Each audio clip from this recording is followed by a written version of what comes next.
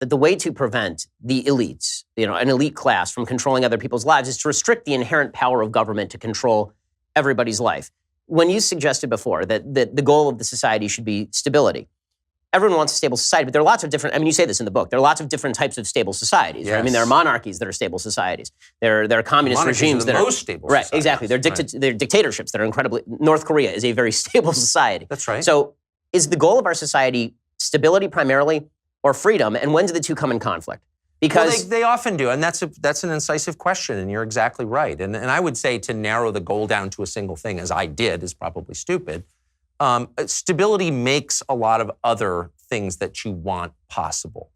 But I would say within the American context, what you want is a country where the average person, again, with an IQ of 100 and, an income of 90 grand a year and 3 kids can sort of live the life that people lived under those circumstances in 1950. Like you want the average person to feel like he's vested in the society, that he can have a stable family without, by the way, let me just say, the economic impetus behind family destruction is totally underappreciated by conservatives. So they looked at the landscape of inner city America for 50 years and they're like, nope, family formation's gone. Like the overwhelming majority of kids grow up without a father.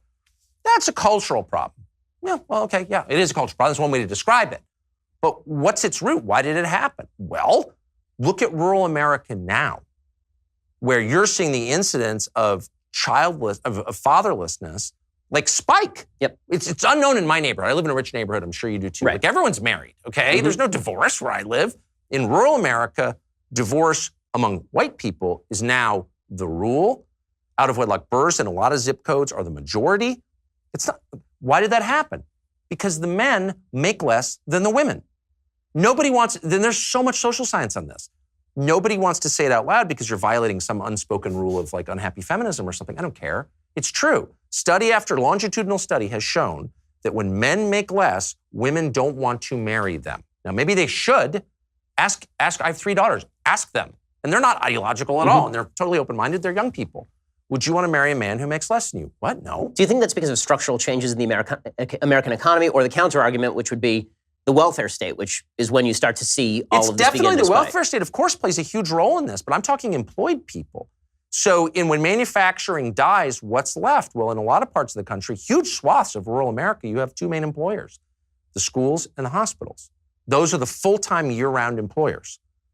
And those are traditionally female jobs, not exclusively. Right. There are many exceptions to all of this. And there are plenty of women who are happy to marry a man who makes less than they do. But I'm saying across large populations, that is true, and it's been shown to be true. So when male wages decline below those of females, marriage formation declines along with it. But childbirth does not. Right. In other words, we're sort of Right. hardwired to impregnate, okay? That continues. So what the net effect is, you have no families and more kids, especially boys, growing up in fatherless homes, which all but guarantees that you repeat the process. So you have the disintegration of the family because of an economic factor. There are other factors, and of course. So are you calling for a redistribution into these areas? Because it seems I'm calling like, for whatever it takes to stop this. right. So this is where I was asking about the Bernie Sanders crossover. Where do you see the Bernie Sanders I program think going Bernie too far? Sanders is a buffoon, okay? I know you and do. actually totally insincere. But I'm saying conservatives go on and have for generations about how important the family. They don't mean it at all. I live in D.C., where the entire conservative nonprofit infrastructure lives, okay? And I know what their priorities are, and they're lowering marginal tax rates, which I'm for, by the way, as someone who pays the majority of his income in taxes. Of course, I'm for that. But the goal, if the goal is preserving the family as the core building block of any successful society, and it's got to be that goal, because it has all kinds of effects that we want, and it's just inherently good. I don't need to explain it, but I could. But the point is, if that's the goal, what are you doing about it? If you wake up one morning and you find yourself in a society where 23-year-olds with 4-year college degrees and initiative who aren't smoking weed every day, if they can't make enough to buy a car, much less a home, much less get married, much less have children, then why should you be surprised when half of them say they prefer socialism? Well, you should not be surprised. I agree to a certain extent. I think that the question is when the pedal hits the metal. Like you talk in the book about technology and how it's shifting and taking away jobs from folks. Yes. And you make specific reference to truck driving and the fact that there are going to be these automated cars on the roads. So would you, Tucker Carlson, be in favor of restrictions on the ability of trucking companies to use this sort of technology specifically to, sort of artificially maintain the number of jobs that are available in the trucking industry? Are you joking? In a second. In a second. In other words, if I were president, when I say to DOT, to Department of Transportation, we're not letting driverless trucks on the road, period. Why? Really simple. Driving for a living is the single most common job for high school educated men in this country, in all 50 states. By the way, that's the same group whose wages have gone down by 11% over the past 30 years. The social cost of eliminating their jobs in a 10-year span, 5-year span, 30-year span is so high that it's not sustainable. So the greater good is protecting your citizens from, look, capitalism is the best economic system I can think of, I think that anyone's ever thought of. But that doesn't mean that it's a religion and everything about it is good. No, but there's no Nicene Creed of capitalism that I have to buy into. What I care about is living in a country where, decent people can live happy lives, actually. And so, no, I would say immediately, no, are you joking? And I maybe would make up some pretext for public consumption, like, oh, they're dangerous. The technology is not quite finessed. No. But the truth would be, I don't want to put 10 million men out of work because you're going to have 10 million dead families, and the cascading effect from that will wreck your country. So back to the technology question. So it's fascinating to me that you're so willing to restrict technology in this particular area, not because it's not a justifiable policy. Not willing. Eager to. Thrilled to do that. What's the limiting principle? Because obviously, jobs are lost in industries through creative destruction and have been for the entire time the free market has existed. Right? I mean, wheelwrights lost their jobs when the automobile was created. What's to prevent this principle that you're speaking up from just becoming Ludditism? That technology is destroying jobs. Well, I don't think just freeze Ludditism technology is insane. I mean, there were massive costs to the Industrial Revolution. But you say you're a fan of capitalism and development. We wouldn't have all the cool stuff we have, right? I mean, look, I'm for capitalism. I'm for machines. Right. They all but guarantee I'll live way longer than my great-grandparents. I get it. I'm for machines, okay?